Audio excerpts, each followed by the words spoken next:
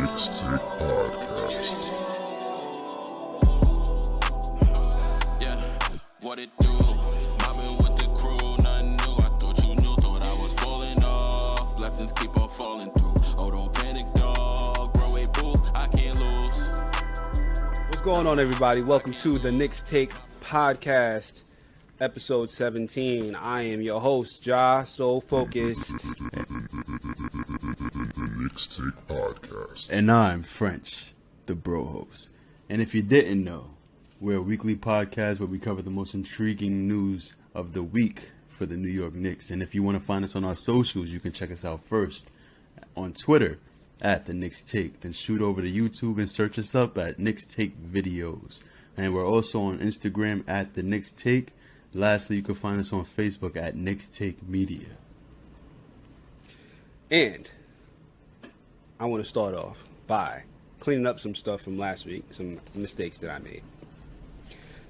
So last week we were unsure about Mitchell Robinson's contract status. I think actually there were a couple people whose contract status we were unsure about, but Mitch's is the most important.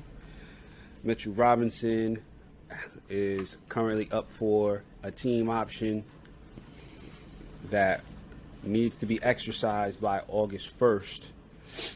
Mm-hmm. Now, if the Knicks decline that option, Mitchell Robinson will be a restricted free agent, which means they can match any other team's offer. If they match any other team's offer, it's not going to affect. They can sign other people, match his offer, Mitch can come back. So they don't need to sign him to the team option, which is $1 million. They can decline the team option, sign their free agents, match whatever he gets out from other teams, whether it be 10 mil, 15 mil, whatever. And they can go over the cap to bring back Mitch. They can go over the cap to bring back Derrick Rose. So everything that I said last week about the scenarios, it doesn't matter. Mitch's contract don't matter for that. Yeah, I don't see them declining his team option over $1 million. They gladly have picked that up. Well, they would pick it up, but then he will be unrestricted next season. Do you think that they would risk letting him walk if I believe if they believe that there was a chance that he would walk, then they would just trade him next season. He will, man. If the Knicks don't have the ability to match what other teams are able to offer him next season, he'll walk. Why wouldn't? Don't we have his bird rights? We can always match whatever any other team has to offer, unless we're like, yeah. But if we are near the hard cap, he's not going to get. He's more likely to get offered less now than he would next season. If he has a great season next season, they're going to offer him more than what they'll offer him this offseason. So, well, like, where's the harm in matching what other teams offer him now, which is going to be lower than what it is that he's going to get next season, as opposed to going into next season trying to find really good free agents, and now you have to worry about signing Mitch a much higher price than what you would have. But what if no team offers him anything? Then we can this season. Then he's going to be unrestricted next year anyway. No, if no team offers him anything, we can bring him back. We can offer him a contract. It's not that another team has to offer him a contract for us to bring him back. We can give him an offer, and if that's the only offer he gets, that's what he gets. If they offer him $10 million a year, he has to come back for $10 million a year if nobody else beats that. All the restricted free agency means is that he can talk to other teams and try and bump up his price. If a team wants to offer him $25, $30 million, which no team is going to do coming off of an injury-plagued season where he didn't even make it to the playoffs to show what he could do in the playoffs. Right. Like, okay, and then you can go. Like, and that's what it is. Like that. I don't think another team is going to offer him that. I think that the most he'll get this offseason is $15 million, which is probably about what I would want the Knicks to bring him back for this season, next season, whatever. As long as it doesn't exceed 20 to 25, I'm good with that. I'm with you. So I think that it's in the Knicks' best interest to make him restricted this offseason as opposed to waiting for unrestricted free agency. And if he blows up and becomes one of the best centers in the league next season, which it could be possible. You know, Mitch is real good. Now you have to worry about paying him big bucks when you don't even know who else you're going to bring to the team. Well, if he I'd rather becomes him one be of the cost best control. centers in the NBA, and he makes one of the biggest jumps, I would have no problem with paying him next season. I would, but we'll have that conversation in another pod because we got a lot to get into this episode. That we do. The other thing that I want to clean up, the NBA draft, I said is July 30th. That is incorrect. The NBA draft is actually on July 29th, and we will be discussing that. We'll be discussing that 2 days afterward, and the podcast will be coming 3 days after July 29th. And we'll be talking about, hopefully, some of the guys that we talk about in this episode and the next one. Yep. Let's get to the finals now. After the cleanup is all done with. We done cleaning up from last week. Let's get to the finals. Because we did say that next episode we'd have a better outlook on the series, and it's looking like one of us is going to get proven wrong very soon. Maybe after this next game tonight. So I'm going to let you take the lead on this one. So, you said Suns in 7. Mm-hmm. I said Suns in 6. I don't think what happens tonight, because they have a game coming on probably in the next few minutes for us. Mm-hmm. I don't think anything that happens tonight changes anything, because I think we both said that the Suns would win this game. Yeah, but if the Suns lose this game, then I might be proven wrong. This could be over That in is true. 6. It could be over in 6 in favor of the Bucks. Yep. Do you see that happening? Anything is possible now that the Suns are looking like they are feeling the effects of all the injuries and players being out. Dario Saric is done for, and now they forced to play Frank Kaminsky a lot more. And what's his name, the point guard, coming off the bench, he hasn't really been up to par. What's his name, Cameron Payne. He hasn't really been up to par ever since, because he's been very forgettable these last 4 or 5 games. After he had that one game when Chris Paul was out, he's been MIA since. So I'm still going to stick with my pick, Suns in 7, but tonight is going to determine a lot. Series could definitely swing back into the Bucks' favor after the night. I don't think the Bucks win tonight. They got the momentum. Yeah, they do, but as we've indicated, they're very wishy-washy. We should give some context. Right at this point right now, the Bucks have won 2 games straight, and now the series is tied 2-2. That's after Phoenix won the first 2 games. Yeah. So Bucks won both their home games, and now tonight there's going to be game 5 in Phoenix. Chris Middleton showed out. Mm-hmm. I'm going to say that. Showed up. Do we see him doing that again? I think this game. He's capable of doing it again. Of course he's capable. Chris Middleton is like one of the biggest, most confusing players in this entire playoffs, because he, in one game, is like, yo, who, like, this dude is not helping Giannis at all, and then next thing he has a better game than Giannis. He had, I don't even remember how many points he had. I'm about to pull it up. He had more points than Giannis. He was shouldering the scoring load. He had 40 piece. I was like, yo, how? I'm over here thinking Giannis Giannis, let me be fair, Giannis was a key factor. He filled up the box score in that last game. I feel like Giannis was still the reason they won. But I'm looking at the points. I'm like, yo, how is this dude scoring 40? And I think in the last game he scored like 12 or something like that. Like, it's just so confusing as far as Chris Middleton, what his scoring factor in the game. Giannis is definitely the most important reason as to why they won, and especially with that block at the end of the game. Especially with that block. One of the the best blocks end of the I've game. ever seen. I watched that. I must have watched that like 3 times. The recovery, it was an alley-oop that he rotated guarding the dude who passed it, and then he rotated, and then he blocked the dude who caught it. It's like, how do you What, you living in the Matrix? Like what?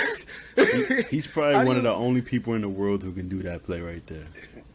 And like really young LeBron. And it's like, yo, how?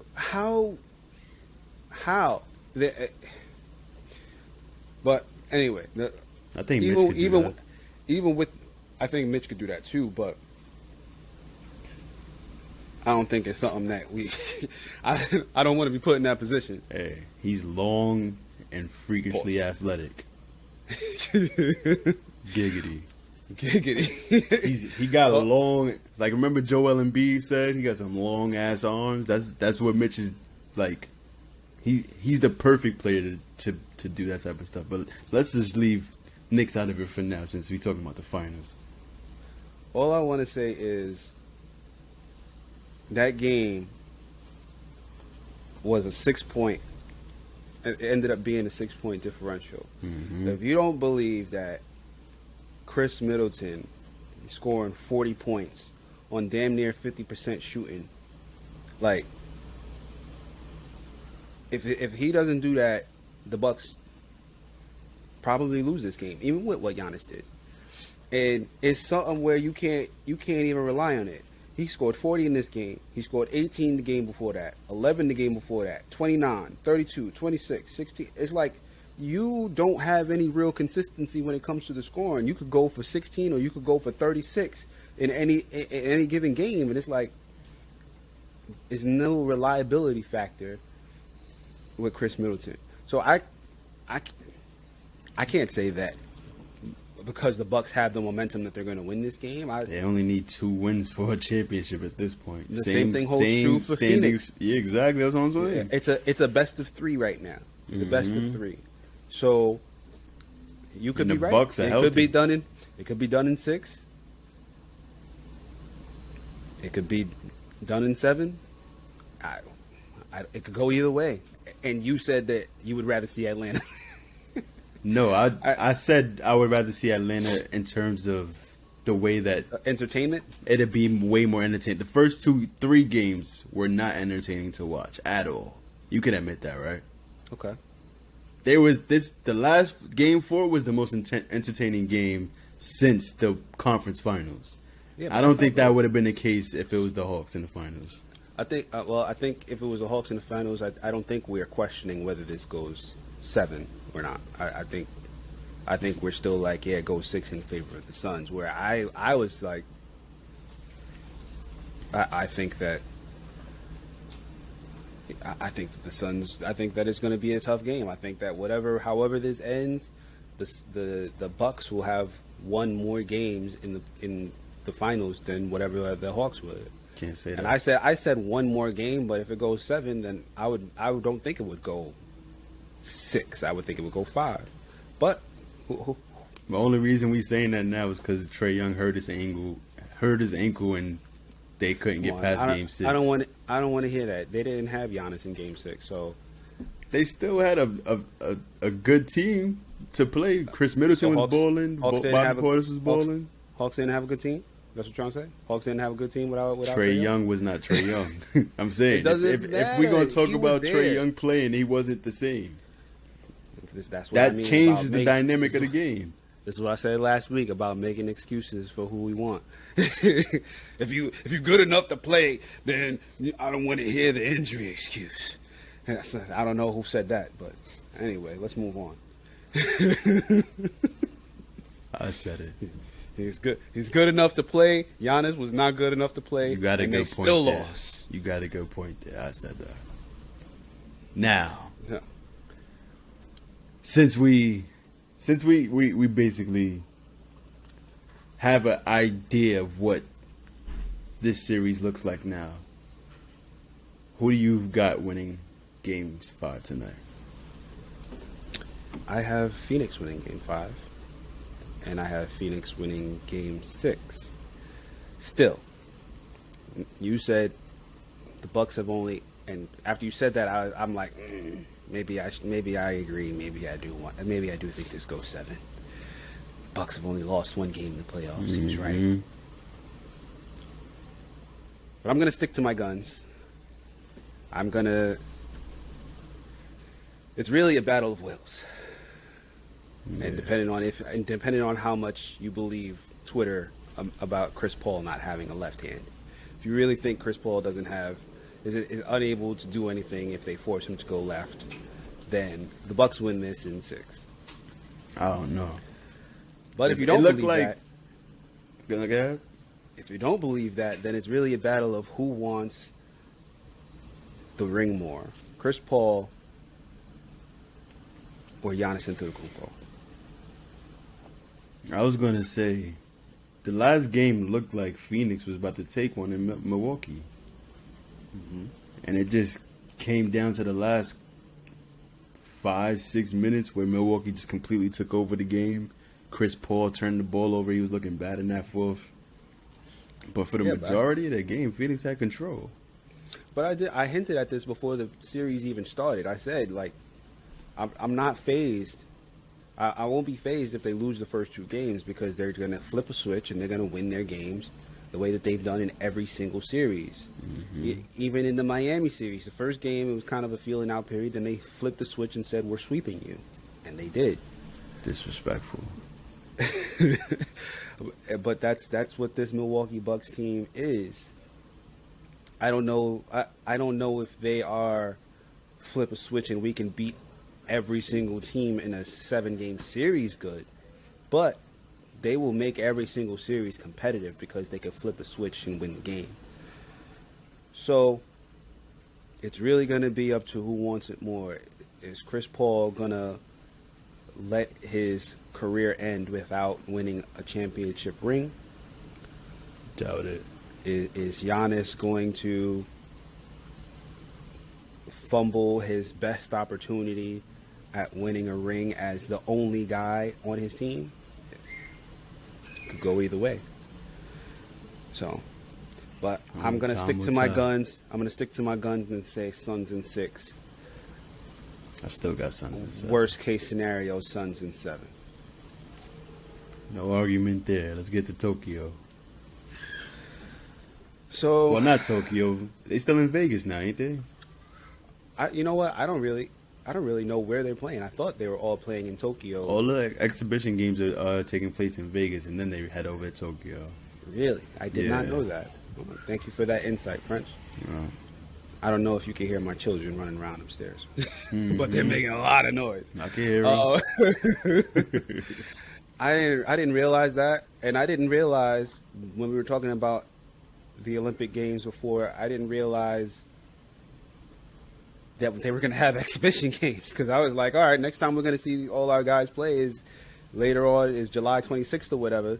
And then all of a sudden I'm seeing clips of Frank Ntilikina and Luca Vildoza in actual games. I'm like, what is this? And then USA loses twice to foreign countries for the first time. Like, yeah. I'm like, what? Okay, well, I guess we're doing exhibitions before the Olympics. Yeah. So we'll start off with Luca Vildoza and the Argentinian team. I've seen a couple of nice stuff from Luca Vildoza. I've linked 2 plays, and I think I'm going to try and link it to the podcast episode for those of you who haven't seen it. But you can find it on Twitter. Luca Vildoza has been shooting remarkably from long distance, super long distance, in these exhibition games. I think they had one exhibition game against the U.S. I don't remember who the other exhibition game was against. But Luca has looked very flashy. He had 3 total. He's made some interesting passes, and he's shot from the logo like 2 or 3 times. And he had a half court buzzer beater in the first game that he played.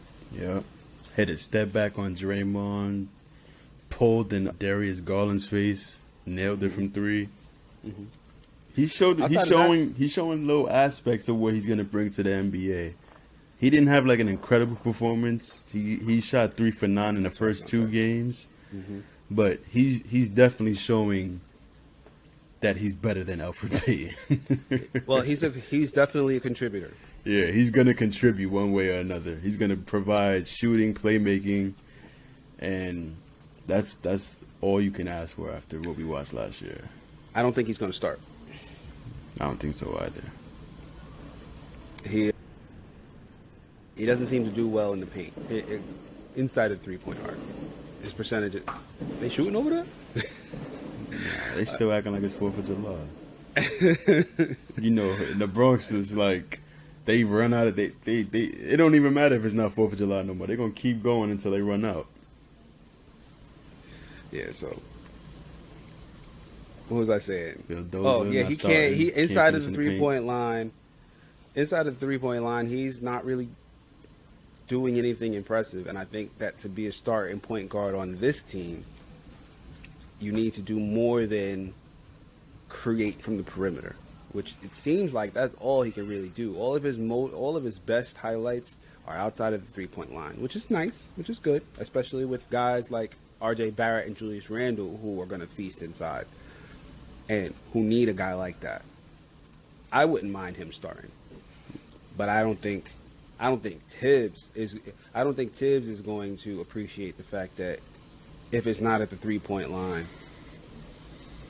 he's not really getting it done. And I'm not even entirely sure why, because I feel like his handle is okay. He just can't get that step all the way to the rack and convert and finish. It doesn't seem like. What do you think about that? I don't think he's going to be a lead ball handler. He's not going to be running a point guard. He's going to probably play either the wing position at the 3, maybe some at the 2. I don't see him running the 1 a lot because I see us bringing back D Rose, and I see IQ making that jump into the starting 5 to play the shooting guard. You said that before. So I think Vildoza's role is going to be coming off the bench, off the board to provide secondary playmaking, and being able to shoot the 3 gives him a consistent role, I believe, in this rotation. I can't. It's hard for me to see these clips because I didn't watch a full game. I'm gonna be completely honest. I only saw these these short clips, and I don't see. I didn't even know these games were happening. Right, and I don't know where to watch after it. The fact, we could probably go. We can find the full games. Like they have them available. Some of them anyway. They have them available, but it's like not. All I really want to see is the clips of Frank and Luca. Yeah. Speaking of Frank, I'm sorry. Were you about to say something? Yeah, he's not surrounded by NBA talent, so it's hard to see the way that he's playing in FIBA basketball and seeing how he's going to translate some of those things that he's been doing and some of the things that he's been struggling at. They might get easier for him in the NBA because you see a lot of these calls that they're making. I mean, a lot of these calls that they're not making, and those end up in free throws a lot of the times in the NBA because everything's a foul. So it's a lot easier for an offensive player to get into a groove than more so than it is in FIBA that it looks like so far to me. That's why Team USA seem to be struggling. That's a very good point. I could definitely see Luca coming off of the bench and taking advantage of the offense, the way that the offense is called in the NBA, much like Emmanuel quickly did this past season, and getting a lot of fouls. Right. I can definitely see that. And he has great IQ. Like people compare him to Pablo Prigioni. You put a young Pablo Prigioni in the NBA right now, you see he's gonna get a lot of the advantages on offense. I feel like. I think we can both with agree this skill set that Luca has. I think we can both agree though that he's very skilled, and we both agree that he's going to be in the rotation. Just that he hasn't shown enough to be like the Knicks don't need to draft a point guard Right. as of yet. Right. So I was about to say, speaking of Frank, Hooping. FIBA Frank is back. Hooping. He's better than FIBA Frank last time, I'll tell you that. He's hooping out there. You see what he's doing, man?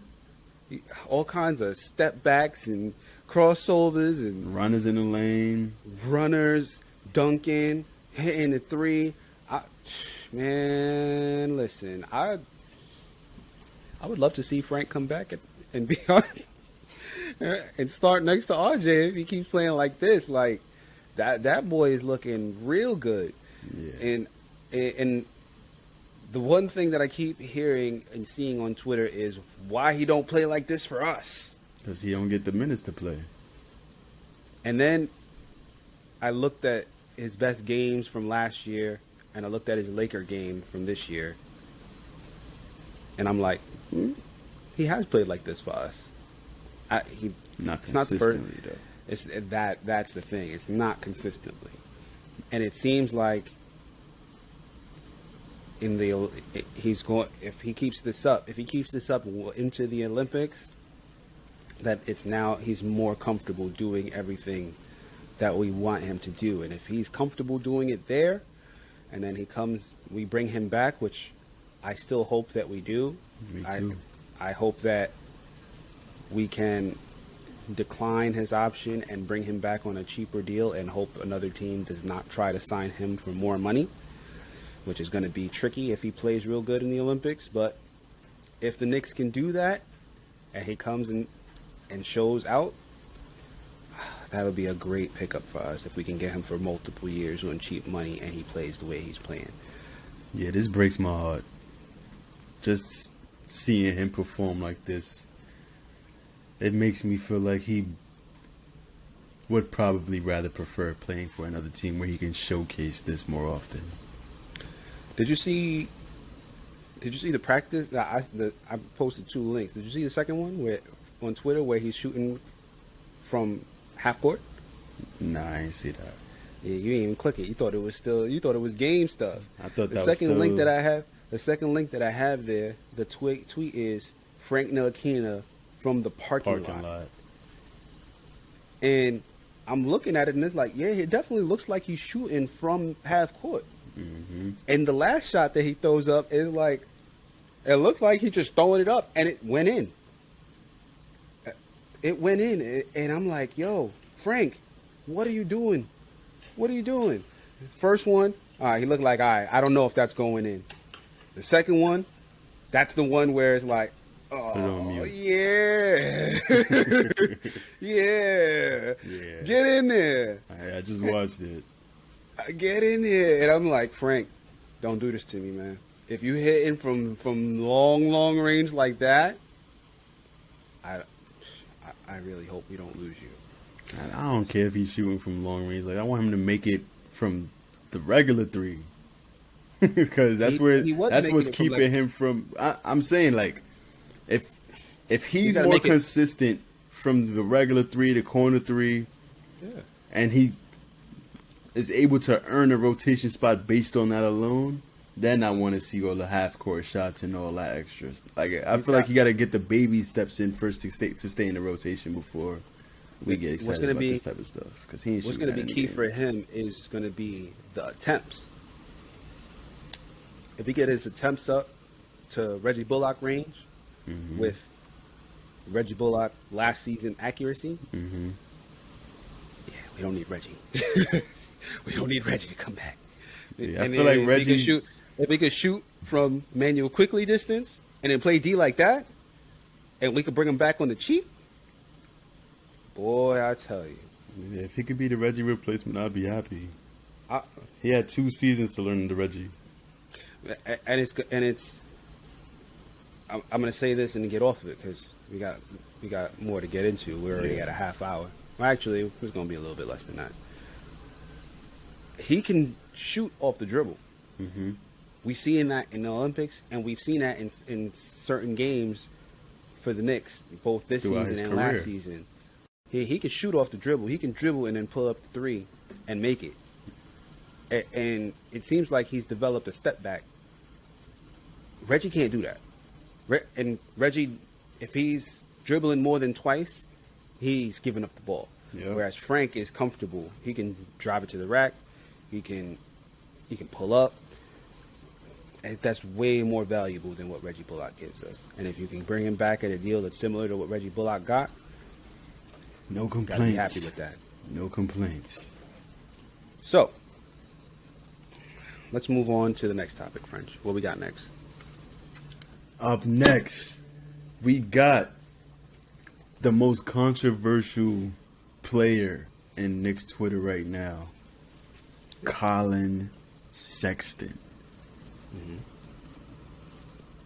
I said on Twitter the other day, caused our Twitter to be restricted for all, I don't even know. It's been restricted for 4 days, but based on this one tweet that just... I don't think it was because of that, but... Ever since I tweeted it, we haven't been able to use our Twitter, but... Right. Ever since I expressed the fact that I wasn't comfortable trading Obi Toppin just yet. Because... Twitter was hating.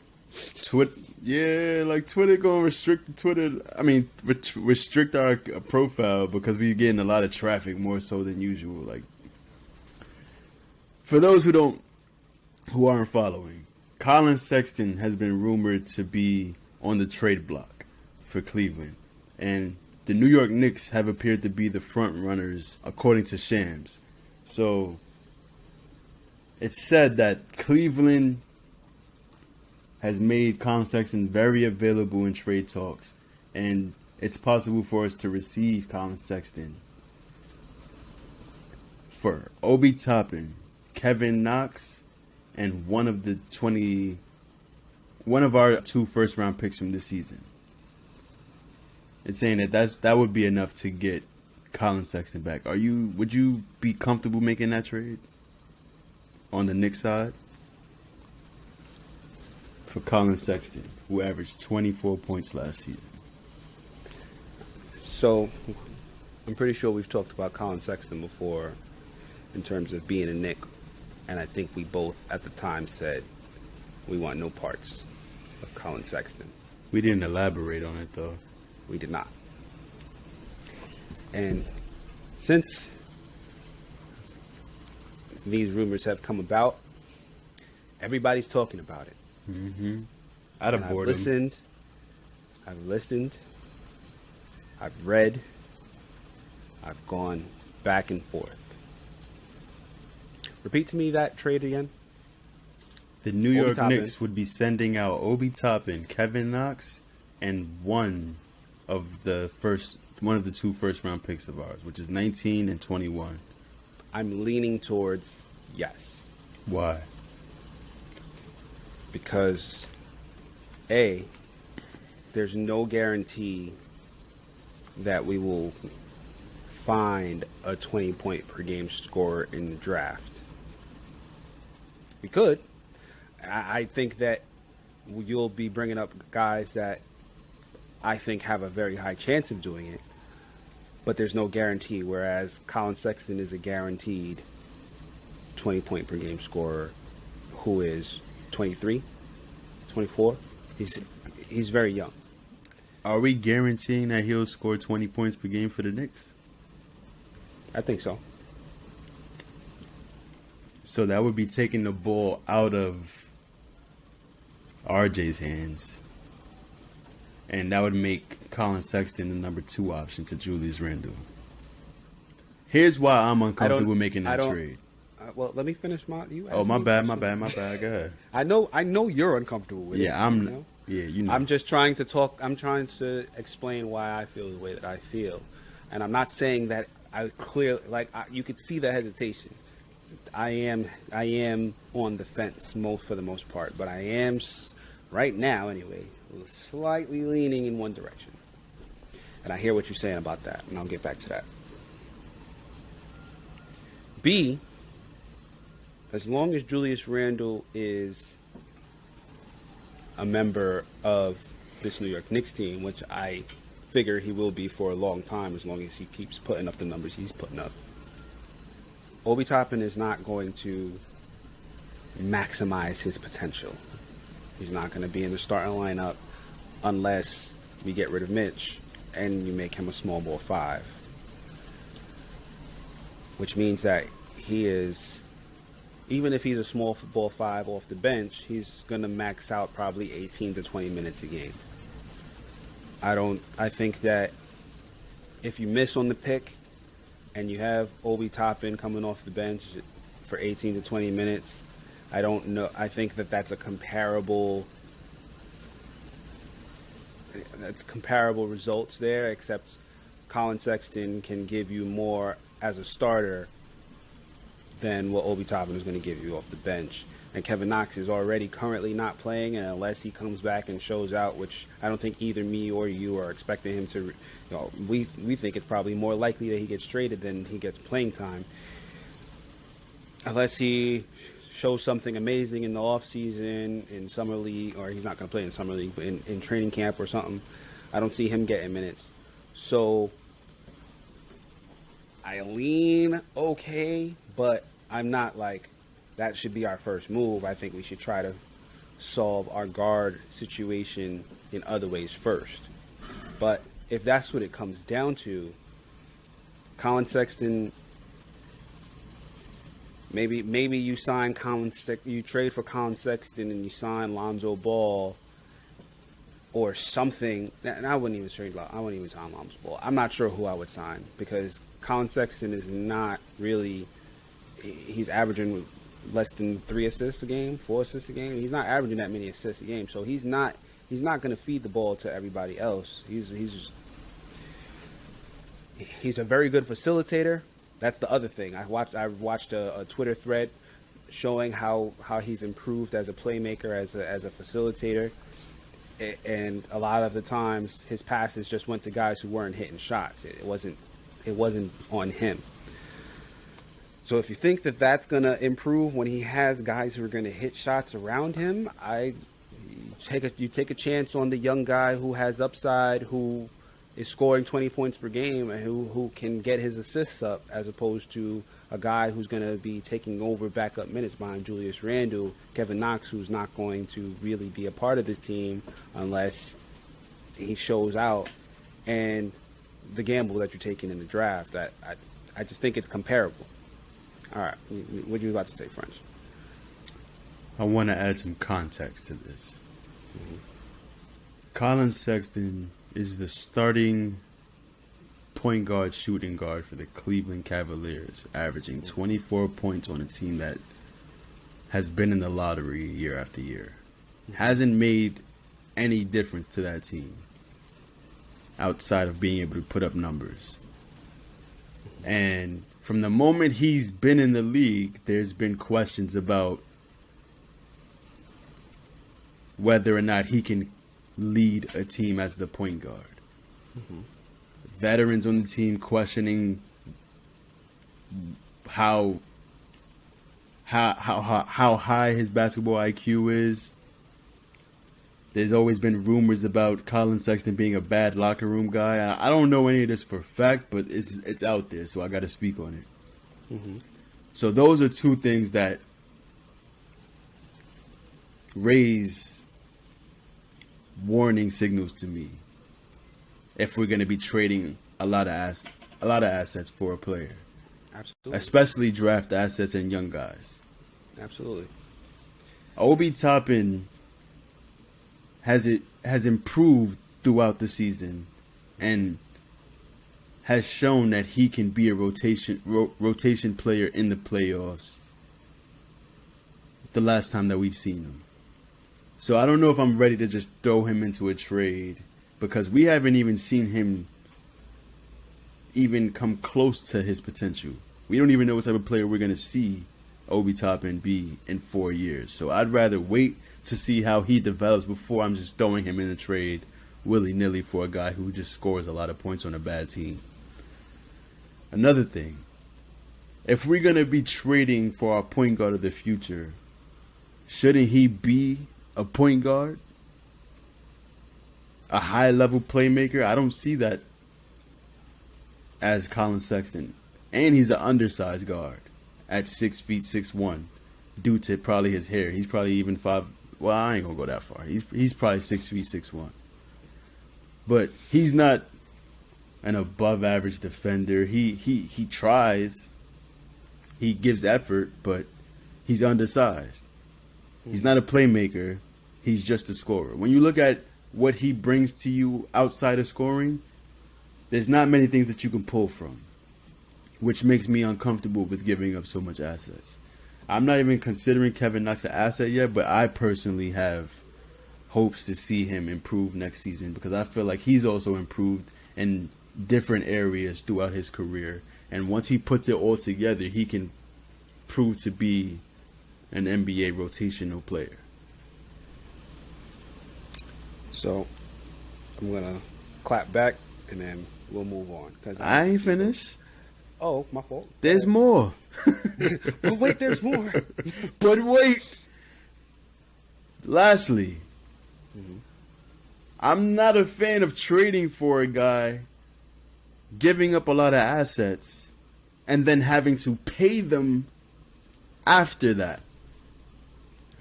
You paying twice for one player.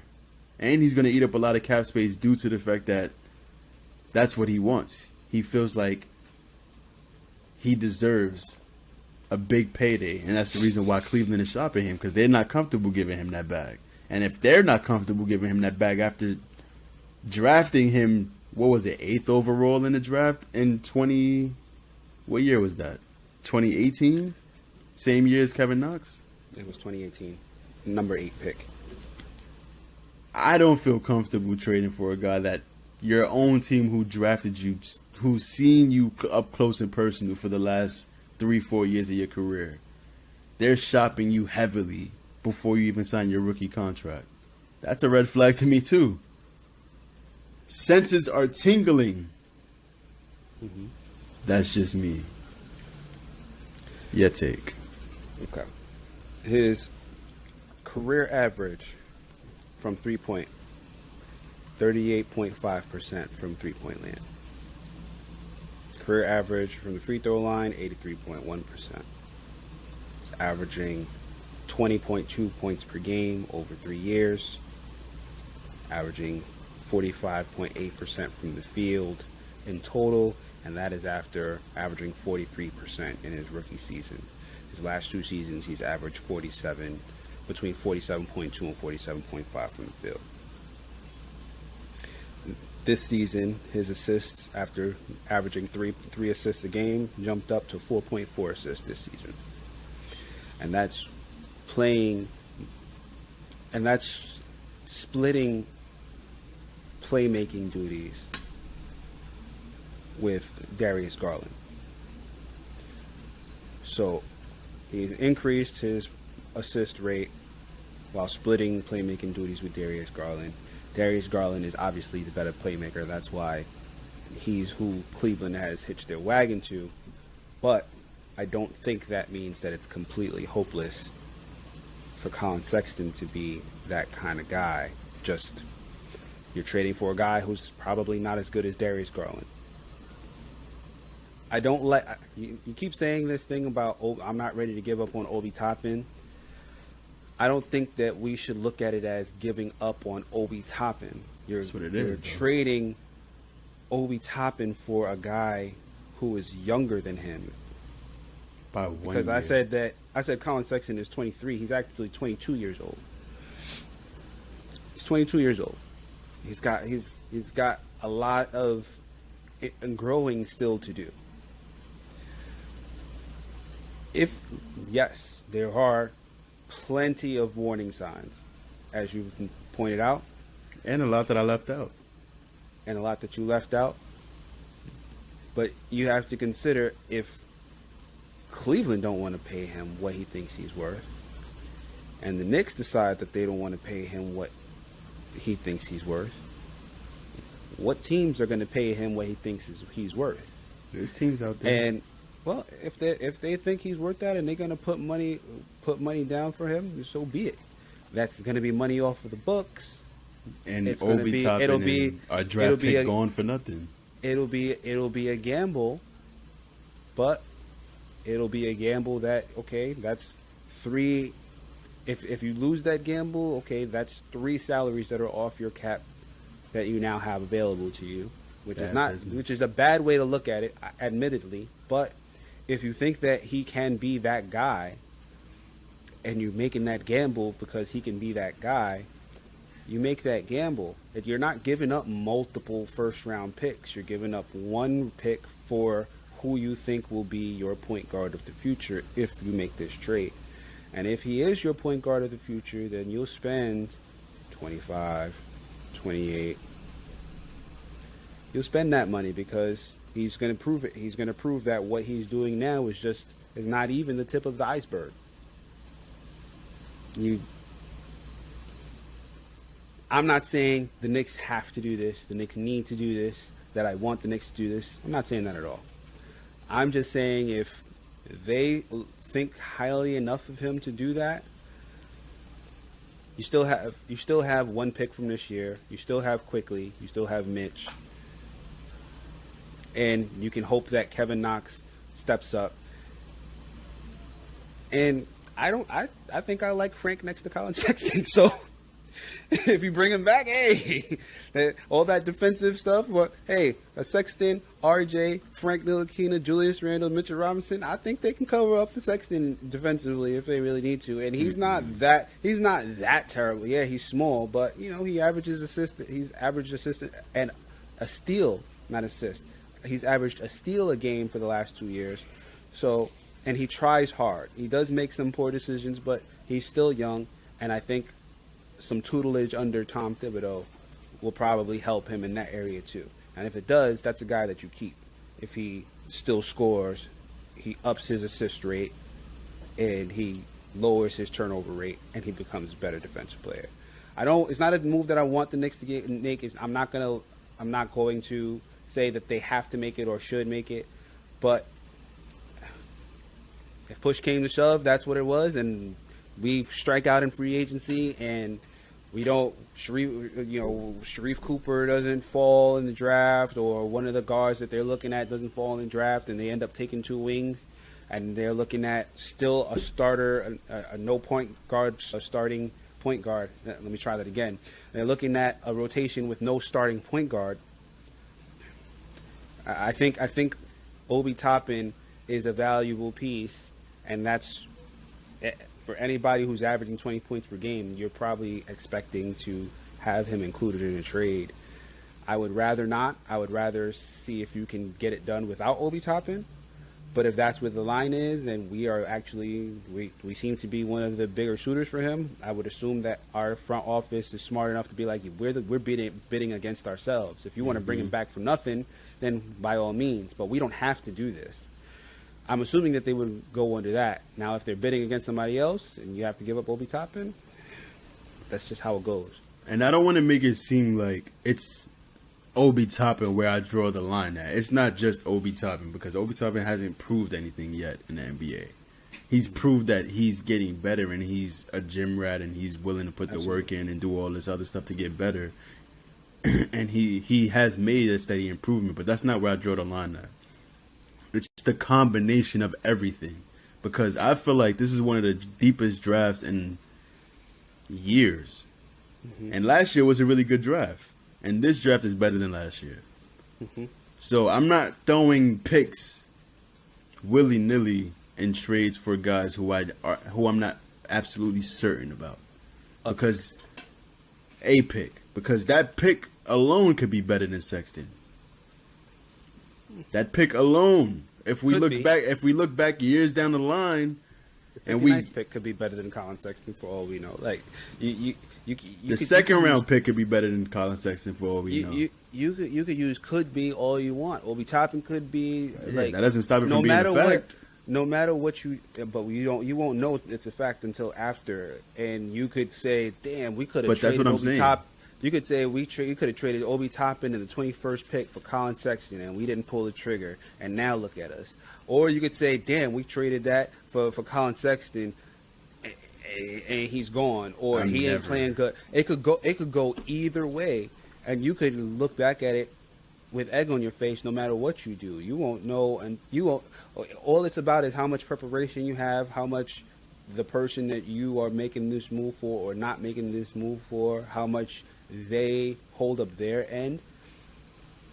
But you don't have a look into the future to know which way it's going to go. So all you can do is make a gut call and live with whatever it is that you have to live with. I can live with either way. 2 things I can promise you. Mm-hmm. 1, pizza's always going to taste amazing. And 2, I am never going to look back at Collin Sexton and be like, damn, I wish we would have traded for him. Ever. I could guarantee you that I'm never going to look back at Collin Sexton like, oh, I'm mad we didn't trade for him.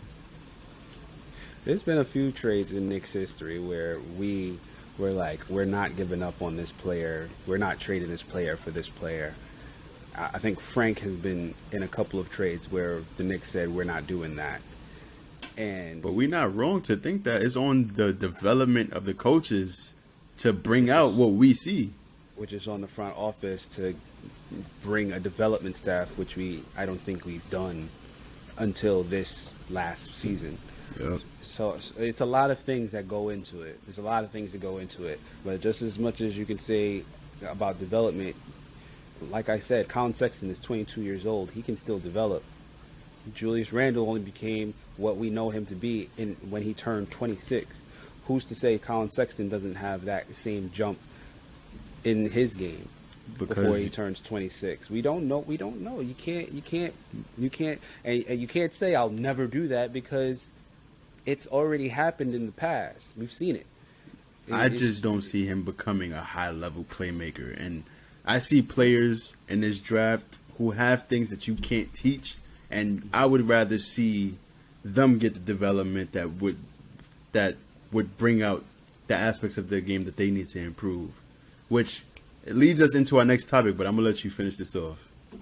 No, just go ahead. So it was a great transition. I can transition straight into our draft prospects. My 4 draft prospects. We're going to shift right into the draft because there's a lot of players that I like in this draft. So last year you told me I had to figure out 4 players that I had to come to this podcast to talk about, right? 4. 4. Number 1 was who would I trade up for? Number 2 was who I would take at 19, who I would take at 21, and who I would take at 32. So I have 4 players for you. Ready? I'm ready for you. Number 1. The player that I would trade up for in this year's draft. I chose somebody that I felt like doesn't get the respect or recognition that he deserves. And I feel like when you listen to Knicks podcast, we all hear the same group of names. So I'm bringing someone different to the table for who I would trade up for. And we're going to go overseas for this one. Australia. 6'8" guard. Josh Giddey, who averaged 11 points per game, 7 rebounds, and 7 assists per game. I feel like he plays years beyond his age. He's 18 years old, very smart player, one of the best playmakers in his draft, might be second or third best playmakers in his draft. He's excellent in transition, great passing IQ. His eyes are always up on transition, which leads to him making incredible passes, ambidextrous with either hand. He's also great at finishing with either hand. In the paint, he's really skilled. And I just feel like he's ready for the NBA. He makes really exceptional reads in the pick and roll. I see him being a really productive player. I don't know who I would compare him to in the NBA. I see like the positive shades of Mario Hezonja. And I don't know. It's hard to see who I compare him to because he has a unique style of play. But he's not the perfect prospect. I just feel like he deserves some respect based on the accolades that he's racked up overseas, and he's the youngest Australian to ever record a triple-double. I just like him a lot. He does need to work on his ball handling and shot creation. He's not the best defender in the world due to his like slow foot speed, lateral foot speed. And I see him struggling to guard a lot of the talented NBA point guards or guards, shooting guards, maybe even some of the wings. But I can see him being a good team defender. If we were to pick him up, I see him coming off the bench. And I can see him in lineups with RJ where he would look really good next to RJ and spots in the game because he's 6'8", playmaking wing. And RJ has failed to have a real solid playmaking option outside of him and Julius Randle. Mm-hmm. He's had Elfrid Payton for the last few years. And there's a lot of times where RJ makes really nice cuts to the basket. No one sees him. He's wide open in the corner. No one sees him. Josh Giddey is a corner passing extraordinaire. Like, he loves to make passes to the corner. He gets them off with ease. So I really like Josh Giddey a lot. What do you think about him? So every time that I've heard Josh Giddey talked about, they refer to him as a point guard. With the caveat that probably when he comes to the NBA, he's not going to be a point guard. And the reason why he wouldn't be a point guard in the NBA is his lack of shooting touch beyond the three-point line. That too. I left that out. I like Giddey, and at the same time, I'm curious as to what his game looks like on an NBA court. He's going to play. He's going to get minutes. He's going to do something. I don't know if it's going to be a starter, if it's going to be on the bench, if he's going to be an all-star, but he's got point guard vision. IQ, smart player. He's going to do good things on the court no matter what league he's in. Now the problem is defensively. Where are you going to place him? Which is part of why he's probably not going to be your starting point guard.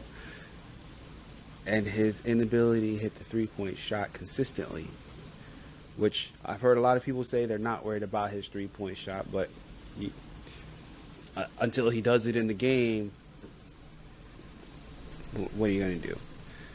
Would I trade up for Josh for Giddey? Maybe. It depends. Depends on what you're giving up. Yep. And I think that the price it would take to move up high enough to get Josh Giddey might be too high for my taste. Specifically because I don't know if I like him as a 3 because he can't shoot. Because I think that you're going to have to hide him on this team. But I love the playmaking that I've seen from him. And I think that would be very crucial in NBA games. So, and he's a good finisher too in the paint. And he's a great finisher in the paint. Josh Giddey, with a number of guys in this draft, it's one of those things where it's like I like him, but I don't know how much I like. I don't know if I'll trade up for him. And then like when we see him in the league, it's like, damn, we should have traded up for him. Yep. I would love to see him and Vildoza on the court I could see that happening with him. Like I could see myself being like, damn, I don't know why I was hesitating, because even if he never is a great defender, if he gets the three-point shot up, he's going to be a starter.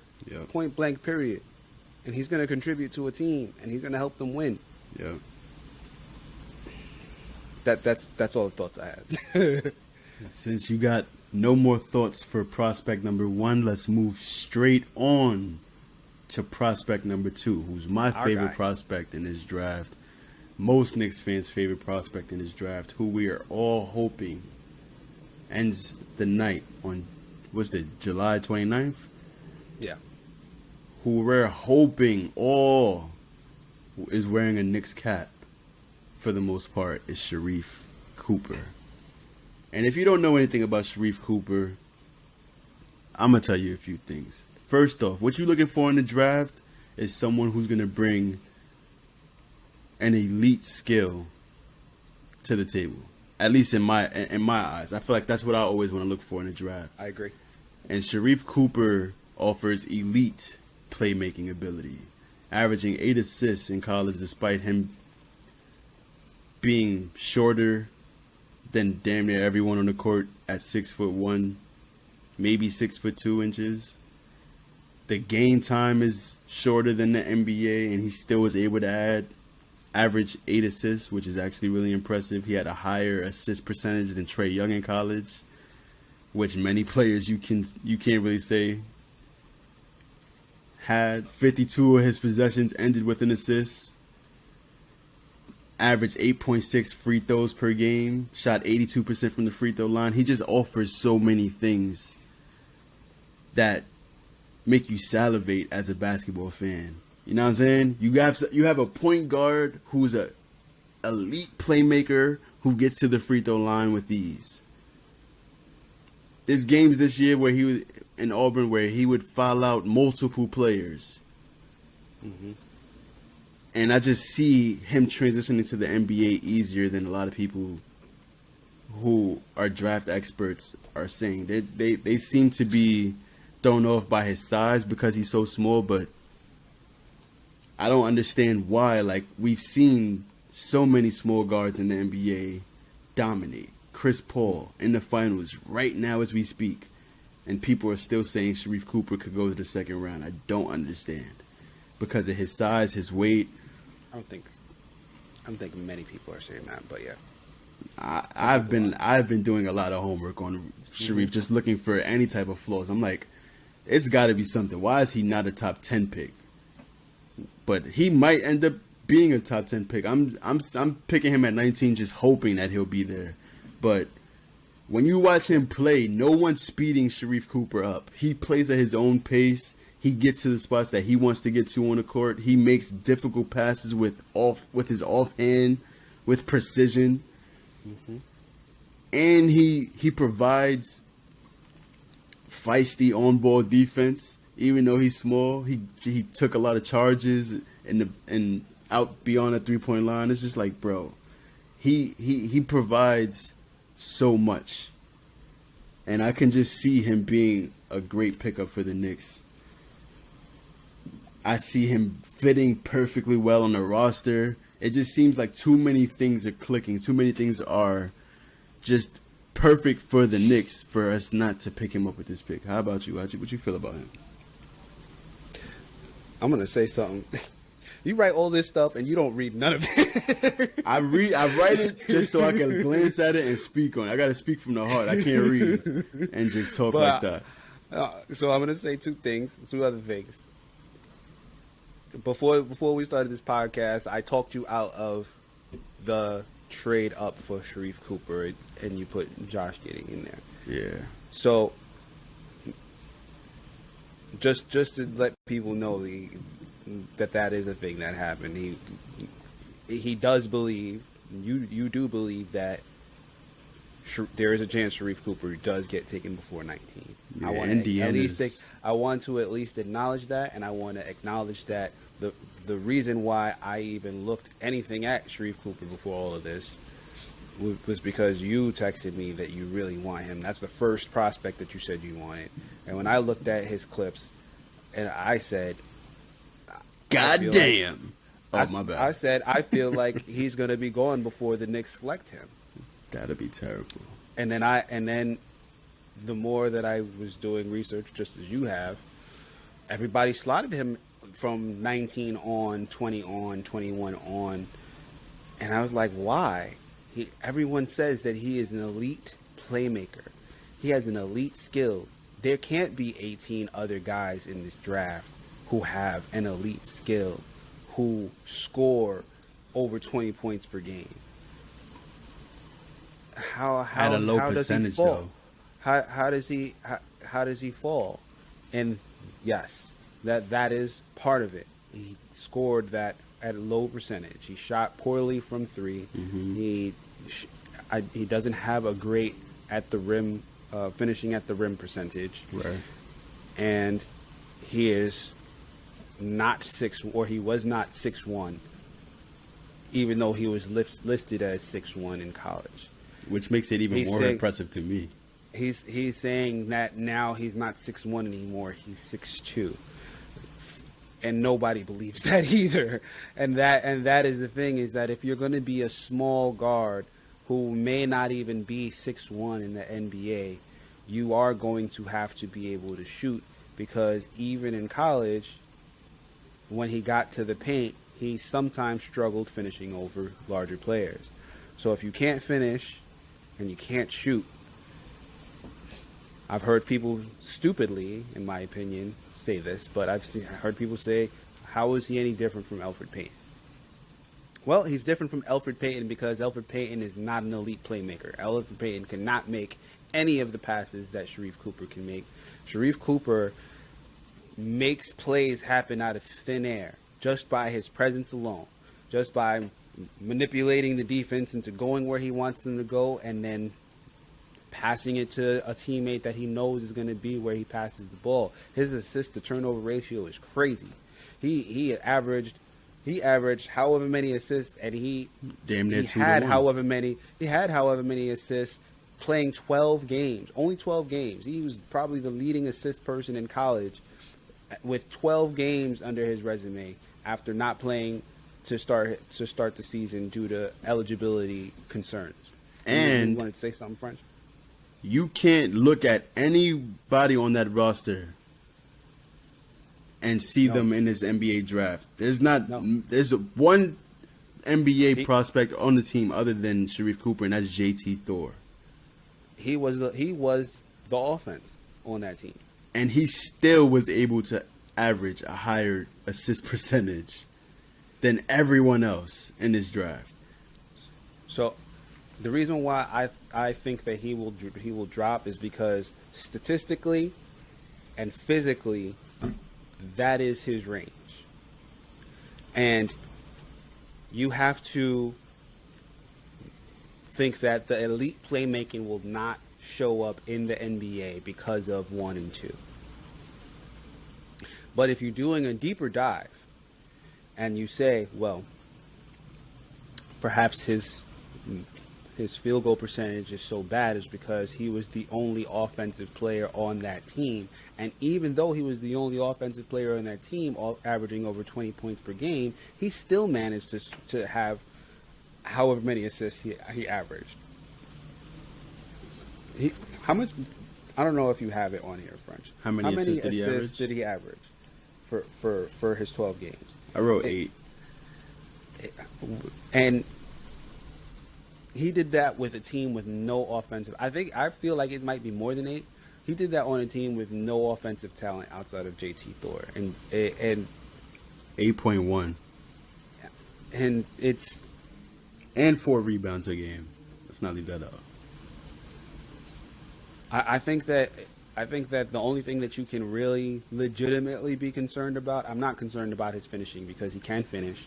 I'm not concerned about his ability to score in the NBA because I think that he has a floater game that he didn't really utilize in college. Even though he was really good at that as well. He was really good at the floater, but he just didn't do it that often. Right. His handle was crazy.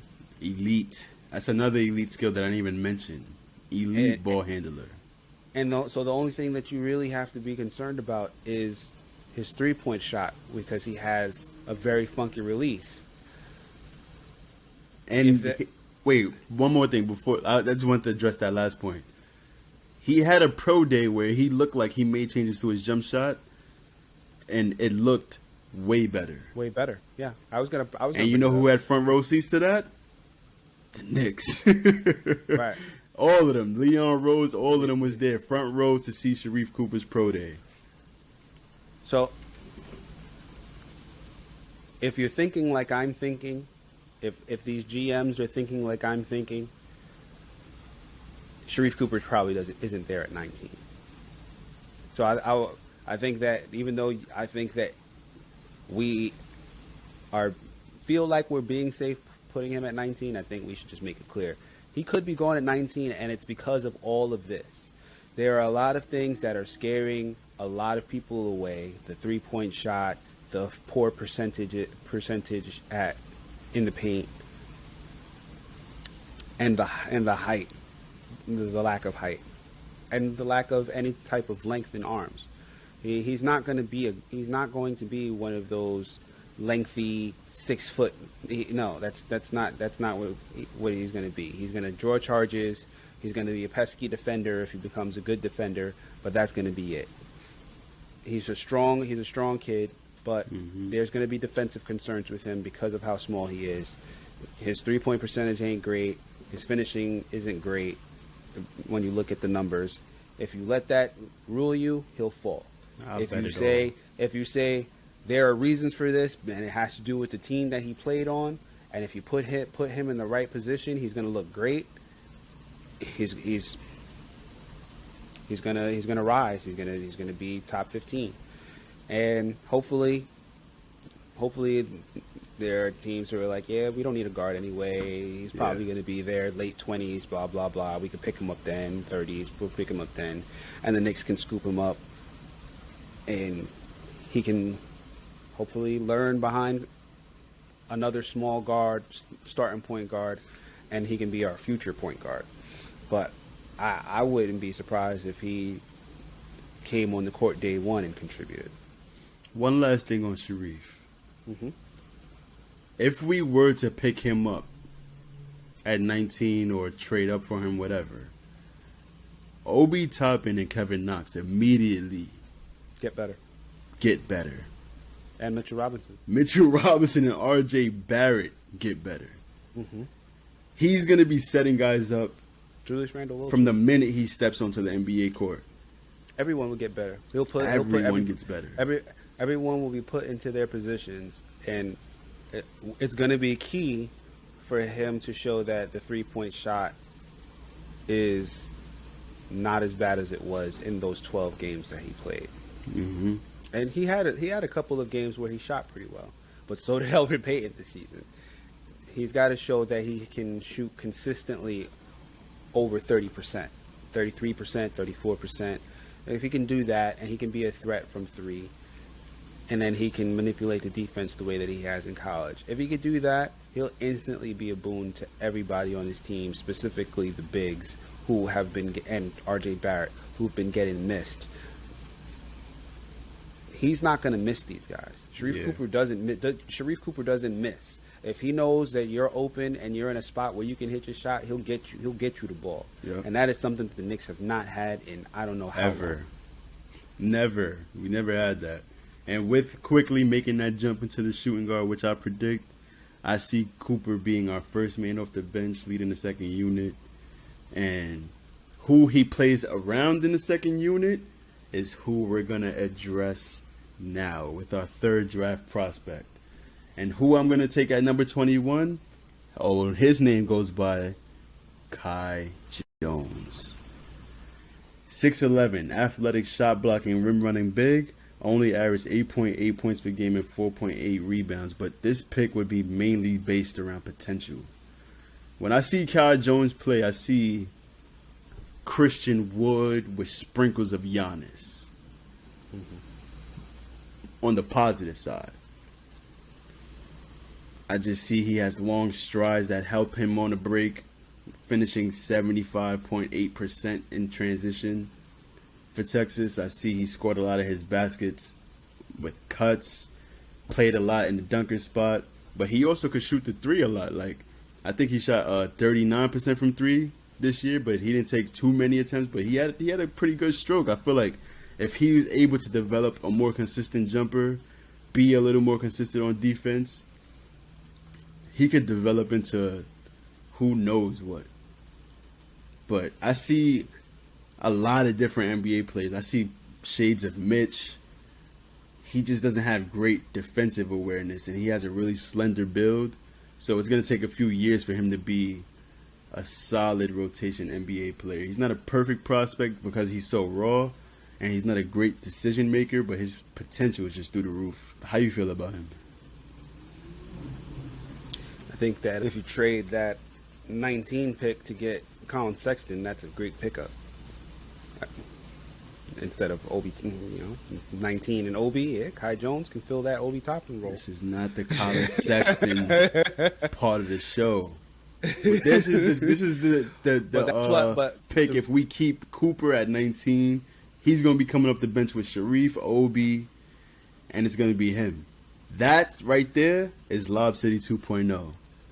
The reason why I say that is because he does play the 4-5 spot. So if you have him come off the bench, you can have him spell whoever the 5 is, and then when Julius Randle comes off the bench, you could slide over to the 4, and then you put Mitch at the 5 and give Mitch more minutes, and then that's your 3-man big rotation. Julius, not Obi, Kai Jones, Mitch Robinson, because you'll always have shot blocking and athleticism on the court if you do it that way. Which, if you have Obi Toppin, that's also true too. You have an athletic big, and Obi Toppin showed that he can shot block too. So I just don't know how much I like No, actually, I'll take that back. I do It's like Obi Toppin athleticism. next to Kai Jones. Yep. I do like the two of them together. A young, athletic, running team. Transition. If you see, there's a consistent theme with all my picks. They're all good in transition, which I feel like we struggled with badly last year, especially in the playoffs when we would have a 2 or 3-on-1, take a contested layup, have to get the rebound and work so hard. Remember that? You probably know exactly what play I'm talking about in the playoffs where Obi and Quick was on the fast break. I just feel like with these 2 additions or 3 additions with Josh Giddey, any one of them, you automatically are a better transition team. But now that we've spoken on all 3 of those prospects, let's jump down to the second round. Who am I going to take with our 32nd pick? And we got to keep it in the family, the Kentucky connection. Got to go with the best player available at this point since it's the second round. And if I feel like he's available at the 32 pick, we got to go with Brandon B.J. Boston, who just last year was the 10th ranked prospect in the class of 2020, but his stock had dropped so badly. Like it dramatically dropped drastically after dramatically dropped. You hear me? I hear you. It dropped drastically. It dropped. A lot of D's. It dropped. That's all that matters. That's the moral of the story. Is it went down bad to the point where he's a second round pick. He only averaged 11.5 points per game, 4.5 rebounds, shot 35% from the field, 30% from 3. Those are bad numbers. But if you're looking just at the numbers, you're doing something wrong. You got to look at the game. And when you look at the game, you see that BJ's potential to be a steady scorer off the bench due to his ball handling skills at 6'7", 188 pounds. He has a nice pull-up game. He has a nice handle, like I just said. He has a raw offensive talent that you can develop into forming a consistent scorer off the bench. And I see a high potential to be a solid team defender as well because he was really active in the passing lanes at Kentucky. He has to just be more consistent, eliminate all those tough shots that he was taking because that's what made his percentages go down so bad. And he played really bad up until the last 10 games of the season where he was a lot more consistent, a lot more productive. And I just see it was kind of like an Obi Toppin year at Kentucky. Highly touted, supposed to be ready for the moment, struggled, worked his way throughout the year, and got better as the year went along. So if I'm going to be at the second round with the 32nd pick, swinging for the fences, looking for a player who's going to contribute and possibly be something that a player that can be in a league for 10 plus years, I feel like you could go with B.J. Boston and be comfortable with that. I see him starting his career off in the G League, but if you have B.J. in the lineup his rookie year, I don't see how we could be back in the playoffs, but I do see a more exciting team to watch.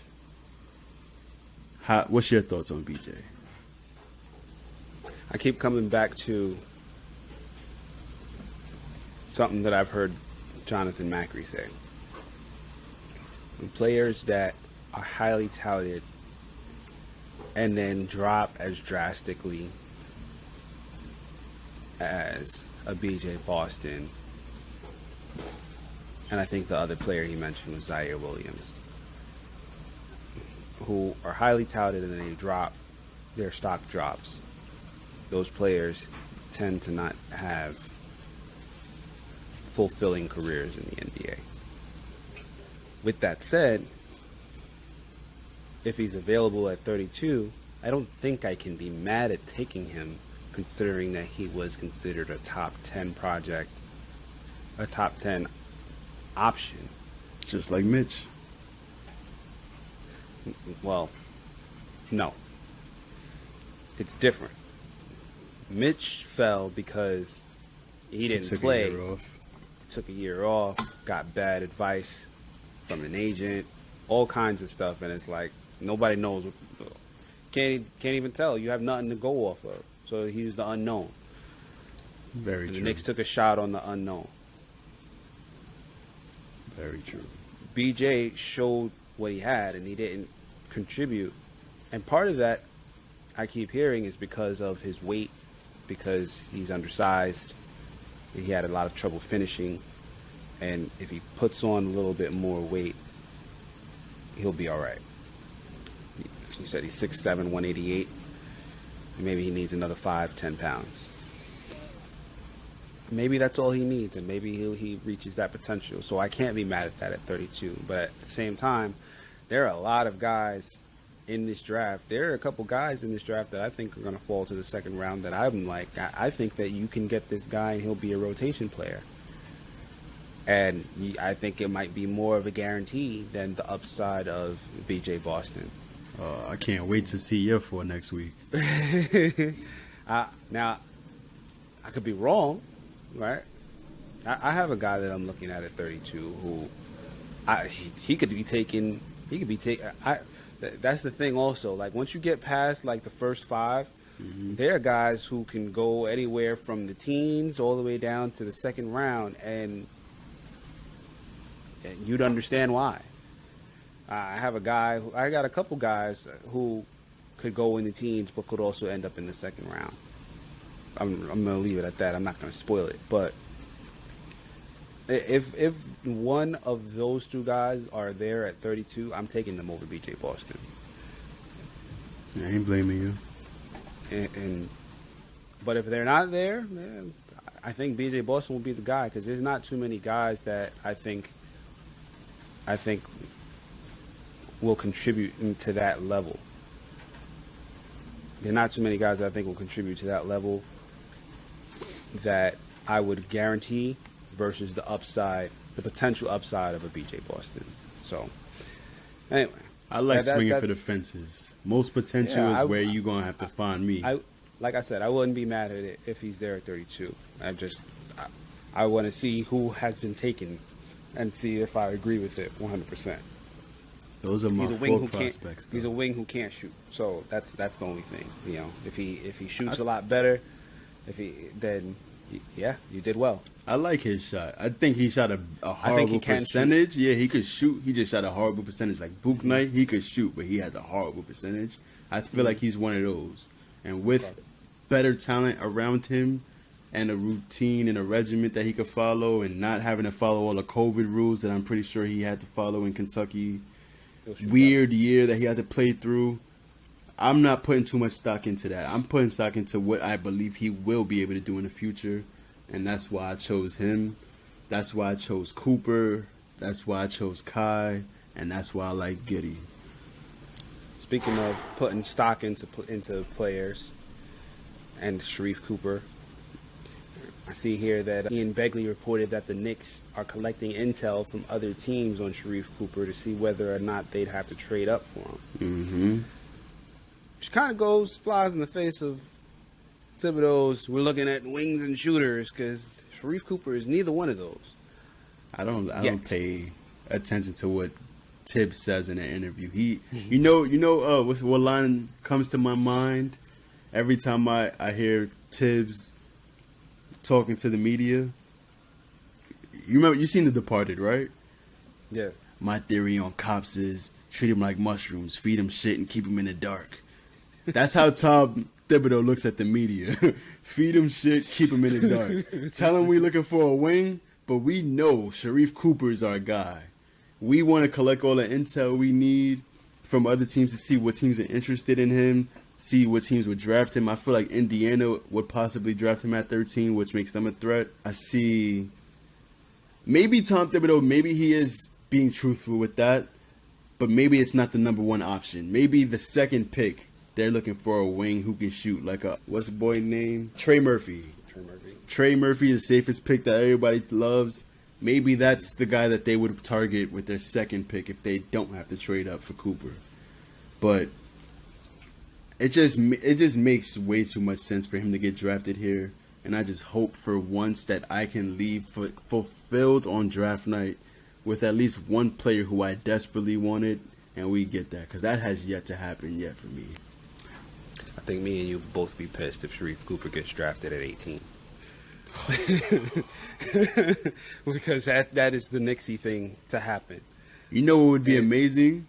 What? He gets drafted at 18. We get pissed off for 5 minutes, and then you hear, "We have a trade to announce." Who got the 18th pick? Detroit Pistons trade Sharif Cooper to the New York Knicks for picks 19 and 21. Then it'll be a party wherever all Knicks fans are watching the draft parties at the bar. It'll be a party all over New York. That still. I'd be pissed. I wouldn't be. If you trade 19 and 21 to move up to 18, that I feel like you could do something better than that. Well, that was just the first thing that popped into my mind. Yeah, That's not. But yeah, no, don't do that. You can trade 19 and 32 and 59 or whatever, or Kevin Knox or whatever you need to do. Cooper is worth it. Don't do 19 and 21 because if we leave, you can get a good player at 21 just to move up one spot. Don't do that. But here's what I noticed. Every year for the Knicks, we draft 2 players, and it seems to be get the guy that you really want, and then get the guy who's gonna help the guy that you really want throughout his rookie process. We've seen that with Kevin Knox and Mitch. Mm-hmm. We've seen that with RJ and Ignis. We've seen that last year with Obi and Quick. Mm-hmm. You get 2 prospects. You get to look at both of them, see which one of them pans out, and who you're going to keep on the roster for the years to come. Damian Dotson and keep both of them. Yeah. So with 4 picks, I know for sure that 2 of them are going to be gone, traded somewhere for something. I just hope they trade their lower 3 picks, 21, 32, and I think 59 is the other pick. Trade them to move up anywhere to 7. I don't care if it's 18, 17, 16. I don't care what picks somewhere below 19. Even if you trade those 3 to move to 20, I'd rather that than you know. But we know it's not going to be nothing simple. Trade those last 2 for another year. I'd rather them move up in this draft. It's not going to be that simple. Last year we traded like 8 times to get the picks that we actually wanted. So I don't care what picks we trade, what picks we keep. I care that we get the players that we don't even have to move up. If we can move back and get the players that we want, just get the players that we want. Because we have the scouts that have drafted all-star players, the Donovan Mitchells of the world. We have those guys in our front office. We have Brock Aller, who's the numbers guy, we have all these guys who should be able to work together and find prospects that we feel like help this team get better. And even if we don't get Cooper, if we get a guy like Jaden Springer and a wing shooter, like Tom Thibodeau says, if we get Jaden Springer and end the night with Jaden Springer and Trey Murphy, I'm not complaining. I'd be mad because we didn't get Cooper, but I feel like I can trust in this front office to make the right pick. And speaking of Jaden Springer, another guard, keep him in the dark. You say keep him in the dark. Keep him in the dark and feed him shit. Another guard, another guard that the Knicks may be looking at. Yep. That's not a wing. One of the guards who was confirmed to have worked out for the Knicks and appeared to look a lot more explosive now that his ankle injury subsided and is fully healthy.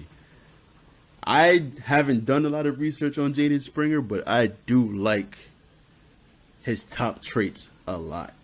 And even when you watch him play, he doesn't have a flashy game, but he gets the job done. And he gets everything that you want from a guard to get done. He does that for you.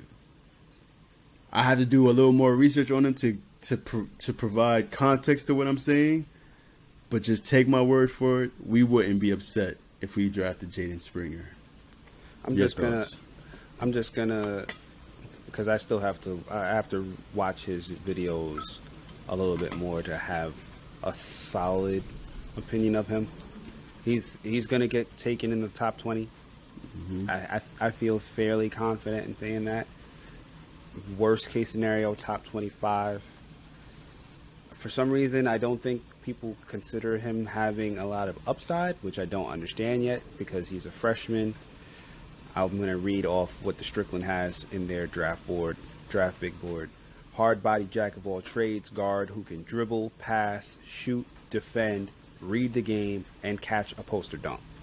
He may not have any one mind-blowing skill, but was incredibly productive at a very young age. Get Perfect. This man to Johnny Bryant ASAP. That sums him up perfectly. So, at the very worst, you get in a rotation player. who can help you in all aspects of the game. He could be a starter. That's what I'm saying. Worst case scenario, that's what he could be. Best case scenario, he can be a starter, maybe an all-star. We don't know. He's a freshman. He can develop more skills and be one of the best players in this draft from the way that reads, because he's a jack of all trades, and maybe he develops an elite skill. Maybe he develops all his skills and becomes one of the best in the league at his position. We won't know until we know. Yeah. I have no problem with them working him out. I wouldn't be mad if we drafted him. I think that Sharif Cooper is still both of our top choices at 19.